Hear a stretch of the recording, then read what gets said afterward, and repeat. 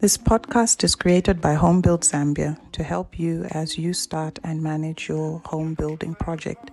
The podcast is for educational purposes only. Seek professional advice to get specific help for your project.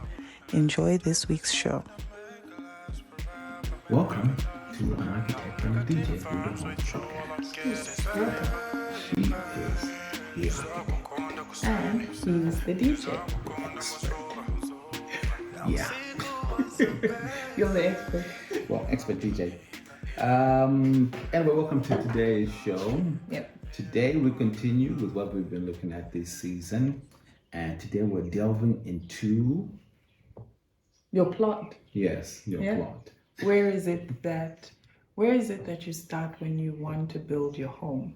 And your plot is really important. Without the plot, you can't build the home. Isn't that like the beginning? You start there. Yes. Definitely. So that's what we're delving into today. Looking at your plot. Before we get into that, we have our music trivia. Yay! And today, I'm the DJ. It's coming from her. All right. So what do we have for? So today's song, the song I'm thinking about, has been done by a famous Zambian hip hop artist. The title is related to one of the things we'll be talking about Today. Your plot. Yes. One of the characteristics or one of the things that you'll be looking at when you're just thinking about your plot. Tricky. Yeah. So Tricky. Zambian hip hop artist, famous Zambian hip hop artist. You can't go a bit further than that, or you just want to leave it there? I just want to leave it there. Okay. Yeah. Because there are a lot of Zambian hip hop artists. There's a lot of them. So okay. Maybe that make it a bit not like giving it away, but make it a bit easier because there's a ton of them. Okay. Yeah. Maybe what's my number? Okay. That's another clue. That's good enough for me. It's good enough for you? Yes. Yeah. Okay. So let's see if you get it. The answer will be in the show notes. Yes, it will. Yeah. Okay. To the beginning. Yes, the beginning, today's show. So we're talking about the plot, your plot. Piece of land. Piece of land, yes. Or we always call it a site. So you hear lots of consultants calling your site. I'll be on site. Yes, I'll be on site. But your plot, basically the piece of land that your dream house is going to be on. And from the get-go, I just wanted to just say two things, which I think are important. One is that I would recommend that for serious considerations about your plot or just trying to figure out what it is that you want to do, I would recommend that you get a professional to help you to understand the opportunities and maybe the challenges that your plot will present you. This is one of those areas where you really need to rely on somebody's experience. We don't really have it naturally. So you really need to rely on somebody's experience to be able to help you and tell you the opportunities and the challenges that your plot will present to you as you consider starting a building project. Ideally, when you say you would advise that a professional is involved, ideally it would be before you even purchase this piece of land. Yes. So that's the second point that I wanted to say, that if it's possible, because sometimes it could be maybe your parents have given you a piece of land. Yeah. So it's not you who has purchased it. So sometimes it's an inheritance. So then you have to make do with what it is that you have. But if you do have the option of viewing and considering buying a plot, then just have a professional have a look at it and then give you an idea of what opportunities and challenges your plot presents. But if you already have a plot, still the input from a professional will help you, because if you don't have that, there are a lot of technical areas here. So if you don't have the technical expertise, then better get someone who can help you to understand the potential of your plot. Okay. Yeah. So going into your plot, at the very beginning, what you're trying to do is you're trying to understand this piece of land that you have. You're trying to understand its potential, and there are things that you can consider by yourself as you visit your plot, as you go have a look at it, as you are thinking in your mind of what it is that you want to do. And analyzing your plot would be good.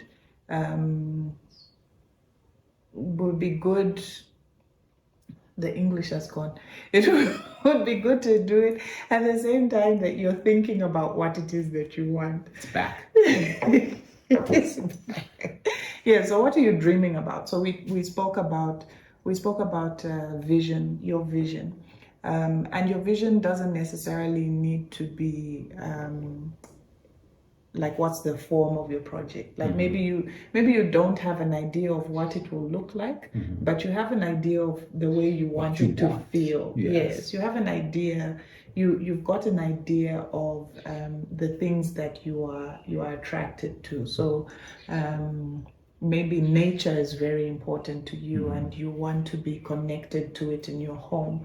So when you're looking at your plot, you're kind of like thinking through, how will this help me achieve what it is that I have in mind? So today I just thought it would be good to just touch on a few points of a few things that you can consider as you are looking at your plot. Okay. Yeah. All right. Number one is access. So can you get to your plot easily? There's an experience I had where because here there's a lot of opportunity in buying land that's still traditional land, and sometimes the challenge with that is lots of parcels of land are sold, but then maybe there's no thought as to how you access the land. So this particular person that I was speaking to didn't have any access at all. So as in none, there was no road. So it's like they had been selling, the chiefs or headmen in the area had been selling land, but then not really thinking through how is it that I'm going to get to my plot. I've actually heard of lots of cases like that. Yeah. So you want to determine whether you can actually access the plot. Okay. And when you're thinking about access, you're thinking of different things. You're thinking like, okay, I'm actually going to build here.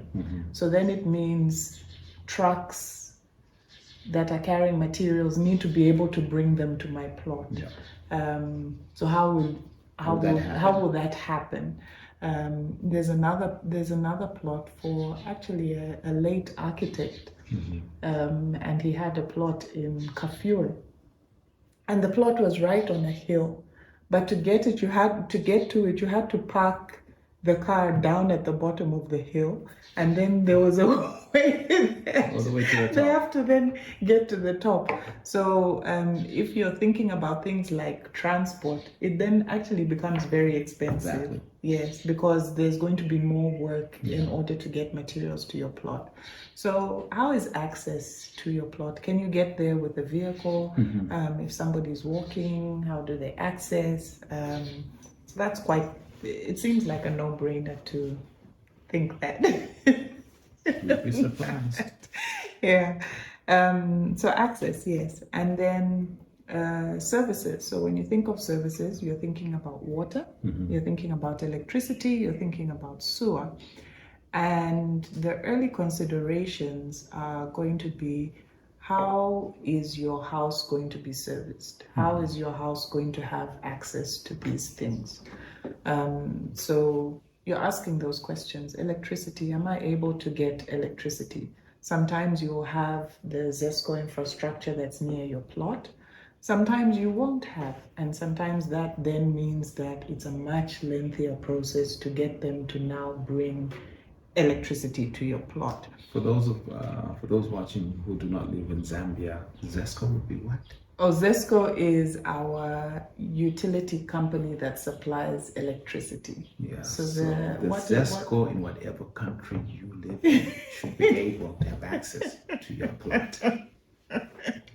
But this is really about Zambia, but it does apply. You want to who's watching. Yes, for sure. So you want to know how is your plot going to, how is your house going to have access to these? Yes. So in the built up areas, it's most likely that you have easy access, but the further you go out, the more difficult it becomes. So like say for instance for sewer, the common practice now is to have a septic tank and a soakaway. Yeah. Then you have a borehole. The challenge with that is that many areas have become contaminated. The water in those areas have become contaminated because you've got all these septic tanks built near borehole water, near where you're going to get your drinking water. And in some places where you've got like several plots, maybe it's like an estate, a lot of them are actually having a common facility. So if that is possible in your area, you want to go for that route. If you're on your own, you sort of like want to find out from your neighbors where's their septic tank. Yeah. If I'm going to have a borehole, am I going to be affected by what my neighbor is doing? So even as you consider your own plot, you also have to do a little bit of investigation of what's happening in the other plots. Yes, because it can affect you, and you don't want your water contaminated. So those are some of the considerations that you make around services. Okay. Your plot orientation. So your plot orientation refers to, from a design point of view. So if I'm an architect, and yes, I'm an architect. Yes. So from a design point of view, orientation can help you make the most of our climate. Okay. So say for instance where the sun is coming up, where it's setting, and also the way our natural breezes, the natural prevailing winds move. The most cost-effective way to build and design is taking advantage of those, so that they warm up your house when it needs to be warmed up. They cool your house when it's hot. Yeah. You've got a design that allows air to flow through, and that makes the internal environment cool even when outside it's extremely hot. So your orientation will matter. Orientation also matters when you're looking at the views. So you want your living areas to be in a place where when you look out, because these are areas where you've got the largest windows, because you do want the outside to come in. You want a nice view out. So you're investigating, okay, what are the best views of my site? What can I take advantage of? And you can get to know your plot in the beginning. On our Instagram page, we actually put a suggestion of having a plot day out, where you can go, you have a picnic, you relax on your plot, and as you're there, you're paying attention to what it's like. What is it like on a sunny day? Where would your garden be best placed? Where would your veranda your living areas, where would they be best placed? And you use that to dream a little. So as you're thinking about, okay, my future home, if you're dreaming on your plot, you're dreaming it within the context that you have. Okay, that makes sense. Yeah, and it's fun too. And I think it's a nice way to get connected to your project, because sometimes when building takes a long time and it feels like things are dragging, you need things to help you, to remind you of where it is that you are at. Yeah. So if it gets really like, oh, really low, you just remind yourself of what is it that you liked about your plot that you want to take advantage of, and you imagine yourself there, and it makes it easier. True, very true. Yeah. So I mentioned, like in Zambia, right now, a lot of the plots that are available, like here in Lusaka, a lot of the plots are available on the outskirts, and they're beautiful, beautiful pieces of land. That's true. Really beautiful. Like we are lucky in the sense that we've got so much undeveloped land, so we're close to nature. So that's an opportunity for us, yeah. And I see, I've actually seen that a lot of people building outside, like you said, outside the outskirts of Lusaka, are actually making the most of their plots when it comes to their surroundings and where their plot is located. Yeah, that's true. We're actually located in a very beautiful country, and we've got a lot that we can take advantage of. So just thinking through the opportunities of your plot before you start will help you use it in the best way to get what it is that you want. Then we talk about your neighbors. Those people. Yeah, so who are your neighbors? And it can be a bit difficult to find out in undeveloped areas, but you do get, once in a while, you're going on your plot and then you figure out, and people are, because we are community oriented, we do that anyway, where you find out who your neighbors are. And the thing is, you're going to live in this place for a very long time. So you want to understand who are you with, who are you connected to. The other thing is to understand how they've developed and how that affects your property. So I mentioned earlier the issue of a septic tank and soak away or boreholes where you get water. Some of these issues can actually be resolved collectively, as a community. where as a group you come together and say that, look, in order to preserve or in order to have a more sustainable development, perhaps we can come together and think through how we can do this together. It's nice to see that more organized estates are doing that, but sometimes when you've got like individual plots, it's really each man for himself. We don't know what's going on. It can be tricky. Yeah. Other considerations with your neighbor may not have built something very nice, and and you can't do anything about what your neighbor has built. You wish you but but you could orient yours to a better view, maybe, or you can, considering what your neighbor has done, can also inform how you will do yours. Knowing what's happening with your neighbors is also important if you've got a double-story structure. There are design guidelines and standards surrounding that, and if they're followed, then you should be fine.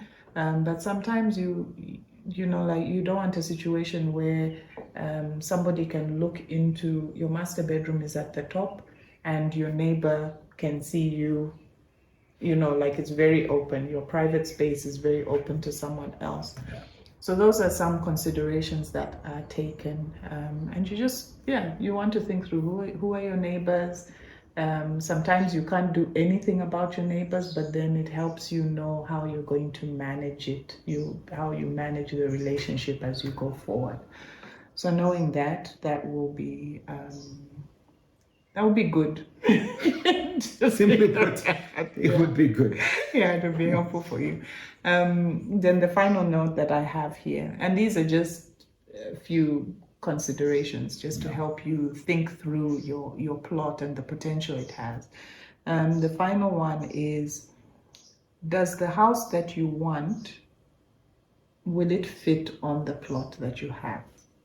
I remember I asked the question related to the same in one of the episodes. Like, is it important, or how important is it that the house that you're building fits on your plot? It's definitely because I mean you've seen cases where it's this huge house on a tiny, sometimes 2 stories, 3 stories, and on a tiny plot. Sometimes, so in those situations, like design can help you meet those challenges, but sometimes what you see is certain designs applied inappropriately, and then when you look at it, it just looks off. It just feels like there's no space for anything. It feels very cramped.